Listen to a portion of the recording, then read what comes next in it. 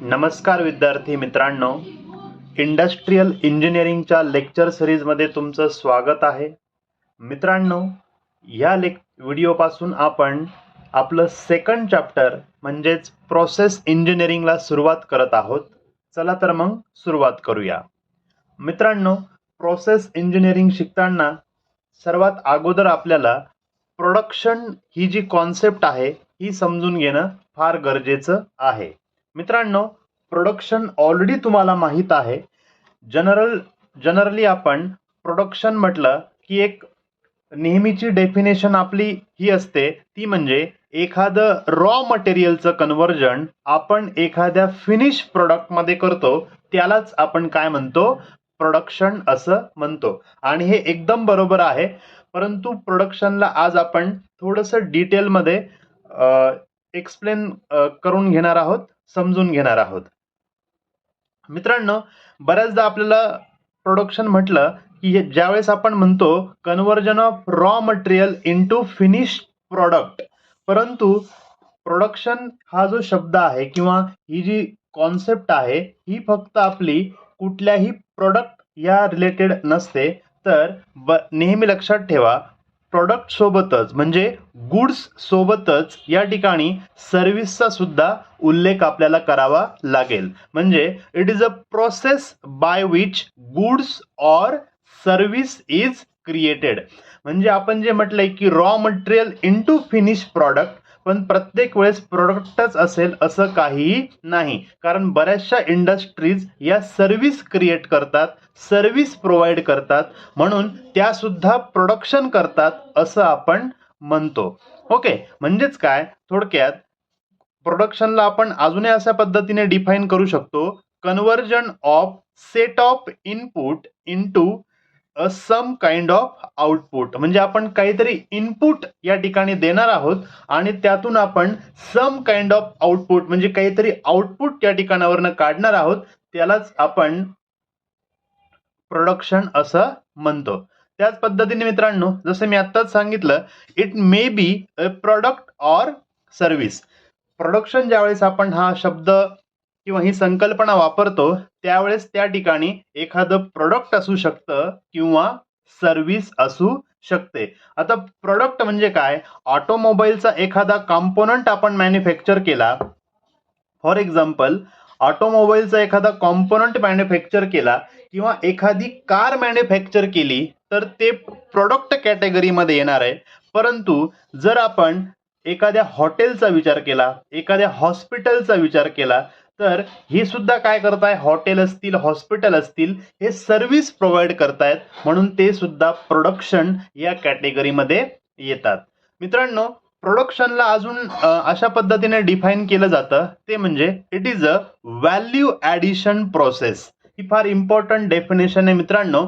Value addition म्हणजे एखाद्या गोष्टीमध्ये आपण काहीतरी व्हॅल्यू क्रिएट करतो, काहीतरी त्याला महत्त्व प्राप्त करून देतो त्या वस्तूला, यालाच आपण प्रोडक्शन असं म्हणतो. फॉर एक्झाम्पल, आपल्याकडे साधा कुठला तरी एखादा मेटलचा पीस आहे आणि त्यावरती तुम्ही काहीतरी मॅन्युफॅक्चरिंग ऑपरेशन्स केले आणि त्यातून काय तयार झालं, काहीतरी युजफुल प्रॉडक्ट तयार झालं.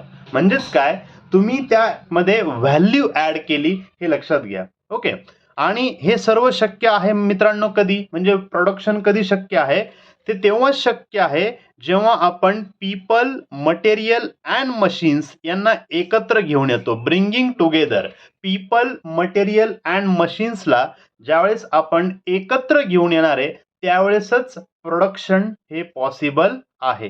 ही साधारणतः बेसिक संकल्पना प्रोडक्शन संदर्भात वापरली जाते. मित्रांनो, जनरल ब्लॉक डायग्रामचा जर आपण विचार केला तर ह्या पद्धतीने आपण प्रोडक्शनची जनरल ब्लॉक डायग्राम ड्रॉ करू शकतो. फॉर एक्झाम्पल, याचाच अर्थ असा होतो की या ठिकाणी आपण म्हणणारे इनपुट, आत्ताच आपण बघितलं की प्रोडक्शन म्हणजे ज्या ठिकाणी आपण काहीतरी इनपुट देतो आणि त्या इनपुटमधनं आपल्याला काहीतरी युजफुल आउटपुट जनरेट होतं, त्यालाच आपण प्रोडक्शन असं म्हणतो. परंतु इनपुटचं कन्व्हर्जन आउटपुटमध्ये करण्यासाठी काहीतरी कन्व्हर्जन प्रोसेस आपल्याला या ठिकाणी यूज करावी लागते. Conversion process. ओके, ही जी गोष्ट आहे मित्रांनो, यालाच आपण प्रोडक्शन असं म्हणतो. आता जी आपण थिअरी शिकलो त्यालाच आपण एका ब्लॉक डायग्रॅमच्या फॉर्मॅटमध्ये या ठिकाणी मांडतोय. आणि मित्रांनो, या ठिकाणी संपूर्ण प्रोसेसवरती एक कंट्रोल असणं फार गरजेचं असतं. या पद्धतीने पूर्ण प्रोसेसवरती, इनपुटवरती, कन्व्हर्जन प्रोसेसवरती या ठिकाणी कंट्रोल असणं फार गरजेचं असतं मित्रांनो. मित्रांनो, या पद्धतीने आपण प्रोडक्शन सिस्टमची ब्लॉक डायग्रॅम ड्रॉ करू शकतो. आता मित्रांनो, प्रोडक्शन म्हटल्यानंतर जसं मी आता सांगितलं की या ठिकाणी गुड्स पण येतात आणि सर्व्हिस पण येते. ओके, आता फॉर एक्झाम्पल एखादी सिस्टम आपण घेऊया. फॉर एक्झाम्पल मित्रांनो, एज्युकेशन. एज्युकेशन ही एक सिस्टम आहे आणि ही सुद्धा एक प्रोडक्शन सिस्टम आहे. का? कारण एज्युकेशनमध्ये स्टुडंट, ओके, स्टुडंट असेल, टीचर्स असतील, बुक्स असतील, क्लासरूम असतील, हे सर्व आपलं काय असणार आहे? करेक्ट आहे. हे सर्व आपलं असणार आहे इनपुट. त्यानंतर कन्व्हर्जन प्रोसेस. आता कन्व्हर्जन प्रोसेस काय असेल मित्रांनो? या ठिकाणी टीचिंग लर्निंग. ओके, आता आपण काय करतोय? मी शिकवतोय, तुम्ही शिकताय, म्हणजे टीचिंग अँड लर्निंग ही काय झाली? या ठिकाणी कन्व्हर्जन प्रोसेस झाली. आणि त्याने होणार काय? आउटपुट काय येणार आहे मित्रांनो? आउटपुट असं येणार आहे की तुम्ही एक educated person, okay, educated person होणार आहात, किंवा आपण असं म्हणूया की डिप्लोमा इंजिनियर होणार आहात. Okay, diploma engineer. या पद्धतीने प्रोडक्शन सिस्टमला आपण मित्रांनो समजून घेतलंय की एज्युकेशन ही एक प्रोडक्शन सिस्टमच आहे. या ठिकाणी स्टुडंट, टीचर, बुक्स हे इनपुट आहे. टीचिंग लर्निंग ही कन्व्हर्जन प्रोसेस आहे. आणि तुम्ही एज्युकेटेड पर्सन बनणार आहात, डिप्लोमा इंजिनियर बनणार आहात, हे आपलं या एज्युकेशन सिस्टमचं, ह्या प्रोडक्शन सिस्टमचं आउटपुट आहे. याच पद्धतीने मित्रांनो, एखादं बिल्डिंगचं कन्स्ट्रक्शन असेल, एखादं रिपेरिंगचं शॉप असेल, एखादं वस्तू बनवण्याची मोठी फॅक्टरी, कंपनी असेल, प्रत्येक गोष्ट ही एक प्रोडक्शन सिस्टम आहे, हे या ठिकाणी लक्षात घ्या.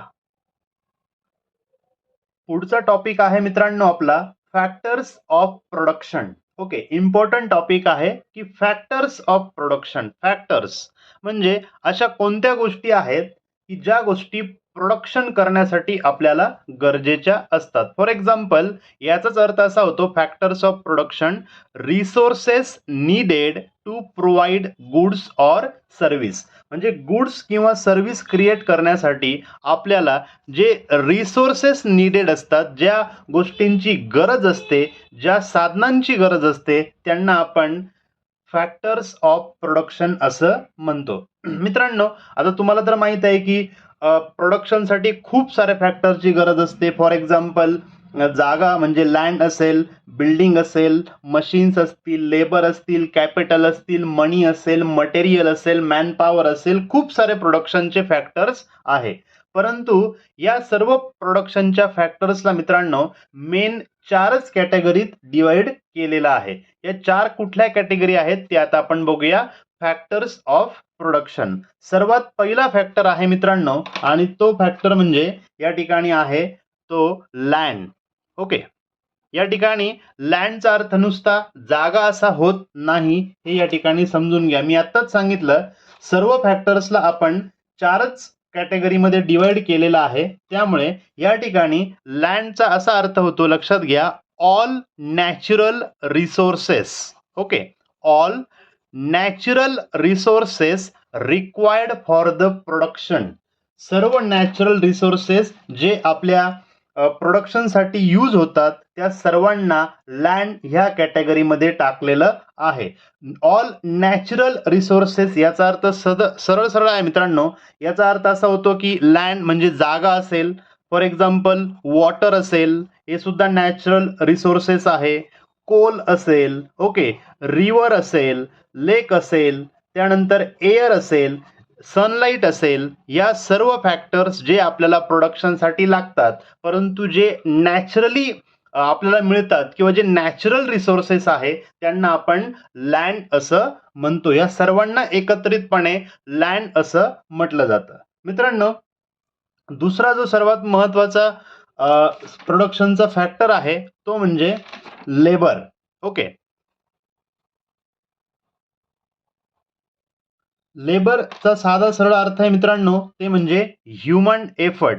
ह्युमन एफर्ट शिवाय कुठलंही काम करणं शक्य नाही. ओके, या ठिकाणी मेंटल और फिजिकल दोन्ही पद्धतीने ज्यावेळेस आपण एखाद्या ह्युमन एफर्टचा यूज करून घेतो आपलं प्रोडक्शनसाठी, गुड्ससाठी किंवा सर्व्हिसेससाठी, त्यालाच आपण लेबर असं म्हणतो. ओके, ह्युमन एफर्टलाच आपण काय म्हणत असतो, लेबर असं म्हणतो. या ठिकाणी तुम्हाला समजून घ्यायचं आहे. म्हणजे माणसाकडनं मेंटली और फिजिकली जेवढं काम आपण करून घेणार आहोत आपलं प्रोडक्शन करण्यासाठी, गुड्स किंवा सर्व्हिस प्रोड्यूस करण्यासाठी, त्याला आपण लेबर ह्या कॅटेगरीमध्ये टाकलेला आहे. तिसरा महत्वाचा फॅक्टर आहे मित्रांनो प्रोडक्शनचा, तो म्हणजे कॅपिटल. Okay, capital. आता कॅपिटलचा काय अर्थ होतो हे आपण या ठिकाणी समजून घेऊया. मित्रांनो, जसं आत्ता आपण बघितलं की लँडचा अर्थ असा होतो ऑल नॅचरल रिसोर्सेस, तसं कॅपिटलचा अर्थ असा होतो all man made resources. Okay, जे सर्व रिसोर्सेस हे मॅनमेड आहेत त्या सर्वांना कॅपिटल असं म्हटलं जातं. फॉर एक्झाम्पल मित्रांनो, आपल्याला प्रोडक्शनसाठी मशीन्स पाहिजे, आपल्याला प्रोडक्शनसाठी मनी, पैसा पाहिजे, यासारखे जे रिसोर्सेस आहेत या सर्वांना आपण कॅपिटल असं म्हणतो. त्यानंतर टूल्स असतील. थोडक्यात काय मित्रांनो, all man-made resources required for your production, that is a goods or service, त्या सर्वांना आपण कॅपिटल असं म्हणतो. त्यानंतर या ठिकाणी मित्रांनो बिल्डिंग असेल, ओके, रॉ मटेरियल असेल, या सर्वांना आपण या ठिकाणी कॅपिटल असं म्हणतो. आणि शेवटचा मित्रांनो, शेवटचा महत्वाचा फॅक्टर आहे तो म्हणजे एंटरप्राइज. मित्रांनो, सर्वात महत्वाची गोष्ट या ठिकाणी लक्षात घ्या की आपल्याकडे लँड म्हणजे ऑल नॅचरल रिसोर्सेस अवेलेबल आहे, आपल्याकडे लेबर अवेलेबल आहे, आपल्याकडे कॅपिटल म्हणजे मॅनमेड रिसोर्सेस अवेलेबल आहे. परंतु हे सर्व रिसोर्सेस जर वेगवेगळ्या ठिकाणी असतील, एक उदाहरण आपण घेऊया की फॉर एक्झाम्पल आपल्याकडे एका वेगळ्याच स्टेटमध्ये लेबर उपलब्ध आहे, वेगळ्याच दुसऱ्याच एका स्टेटमध्ये आपल्याकडे सर्व मशीन्स, टूल्स, बिल्डिंग आहे, आणि एका तिसऱ्याच स्टेटमध्ये आपल्याकडे स्वतःची जागा आहे, त्या ठिकाणी वॉटर, रिव्हर, सर्व आपल्या त्यासाठी सोयी सुविधा आहेत. परंतु ह्या तीनही गोष्टी जर वेगवेगळ्या राज्यांमध्ये असतील तर आपण प्रोडक्शन करू शकतो का? तर करूच शकत नाही. आपण सर्व्हिस प्रोड्यूस करू शकतो का? करू शकत नाही. थोडक्यात काय, लँड, लेबर आणि कॅपिटल हे सर्वच्या सर्व रिसोर्स हे एकाच ठिकाणी असणं फार गरजेचं आहे. ओके, म्हणजेच काय, एंटरप्राइजचा असा अर्थ होतो combine the above factors for production. वरचे जेवढे सगळे फॅक्टर्स आहे या सर्व फॅक्टर्सला तुम्ही कंबाईन केलं तर एक छोटीशी कंपनी तयार होईल, एक छोटी इंडस्ट्री तयार होईल, आणि त्या इंडस्ट्रीमध्ये मात्र आपण प्रोडक्शन करू शकतो, गुड्स आणि सर्व्हिस प्रोड्यूस करू शकतो. म्हणून त्याला एंटरप्राइज असं म्हटलं जातं. या ठिकाणी मित्रांनो आपण बेसिक्स ऑफ प्रोडक्शन सिस्टमची ब्लॉक डायग्राम आणि फॅक्टर्स ऑफ प्रोडक्शन हा टॉपिक या ठिकाणी कंप्लीट केलेला आहे. थँक्यू, धन्यवाद.